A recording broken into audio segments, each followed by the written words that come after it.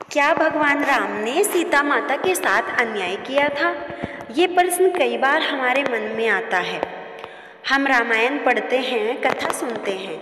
जब वो दृश्य आता है जहाँ श्री राम सीता जी को वन में भेज देते हैं तो हमारा हृदय कांप उठता है और हमारी आंखें भर आती हैं। मन पूछता है, क्या ये सच में न्याय था? परंतु आज की इस कथा में हम जानेंगे उस अनकहे पक्ष को, जिसे जानने के बाद आपका हृदय कहेगा, श्री राम ने अन्याय नहीं किया, उन्होंने बलिदान किया। सीता जनक नंदिनी, धरती की बेटी, स्वयं लक्ष्मी, राम रघुकुल के नायक, मर्यादा पुरुषोत्तम, विष्णु के 7वें अवतार। जनकपुरी से अयोध्या तक जब बारात आई थी तो अयोध्या गूंज उठी थी। जय श्री राम, जय श्री राम। सिया और राम का विवाह केवल एक स्त्री पुरुष का मिलन नहीं था, वह प्रकृति और धर्म का मिलन था। परंतु सुख की ये छाया अधिक देर टिक न सकी। राम को वनवास मिला और सीता ने साथ चलने का संकल्प लिया।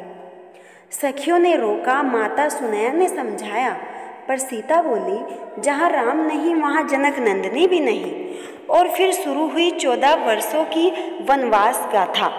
राक्षसों का संहार, सबरी की भक्ति, सीता हरण और फिर लंका विजय।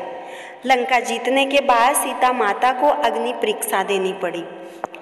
यहाँ बहुत से लोग कहते हैं, राम ने क्यों परीक्षा ली? क्या उन्हें विश्वास नहीं था? श्री राम को विश्वास था, परंतु राम केवल पति ही नहीं थे, वे उस काल के राजा भी थे। एक राजा का कर्तव्य होता है प्रजा के मन के संदेह का उत्तर देना। श्री राम ने अग्नि देवता से प्रार्थना की, यदि मेरी पत्नी निर्दोष है तो अग्नि सेवा प्रमाण बने। और अग्नि में प्रवेश कर माता सीता शुद्ध प्रमाणित हुई। परंतु राम का हृदय अंदर ही अंदर टूट चुका था। अयोध्या लौटने पर श्री राम का राज्याभिषेक हुआ, पर एक धोबी की बात ने सब कुछ बदल दिया। राजा राम अपनी पत्नी को वापस ले आए, पर मैं अपनी अपवित्र पत्नी को नहीं लाऊंगा। यह बात चुभ गई राम के हृदय में। उन्होंने अपने मन को तोड़ा और सीता को वन भेजने का निर्णय लिया। यहाँ लोग कहते हैं राम ने अन्याय किया था, पर क्या आपने उस दृश्य को देखा था? राम रातों को रोते थे, धरती पर लेटते नहीं थे, क्योंकि सीता जंगल में थी। किसी सुख का भोग नहीं करते थे, क्योंकि सीता उनसे अलग थी। उनका प्रत्येक निर्णय केवल प्रजा की भलाई के लिए ही था। सीता का वनगमन न्याय नहीं था, बल्कि एक ऐसी पीड़ा थी जिसे राम ने स्वयं पर ला। सीता माता अकेली नहीं थी, वो गई महर्षि वाल्मीकि के आश्रम में, और महर्षि वाल्मीकि के आश्रम में ही लव और कुश का जन्म हुआ था। भगवान श्री राम के इन 2 पुत्रों ने ही आगे चलकर रामायण का पाठ किया। जब राम को ज्ञात हुआ कि लव कुश उन्हीं के पुत्र हैं तो उनका हृदय कांप उठा।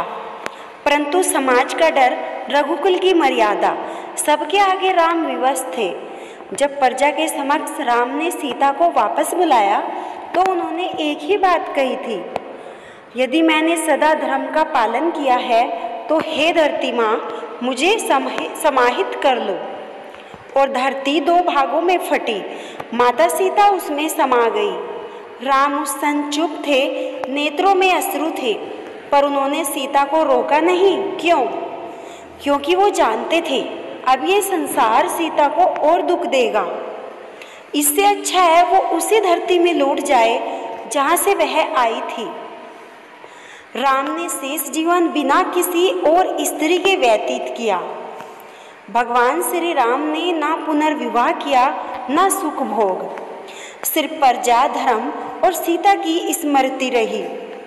और जब समय आया तो सरयू नदी में जल समाधि लेकर श्री राम अपने लोक लौट गए। श्री राम ने अन्याय नहीं किया, उन्होंने खुद को भी सजा दी।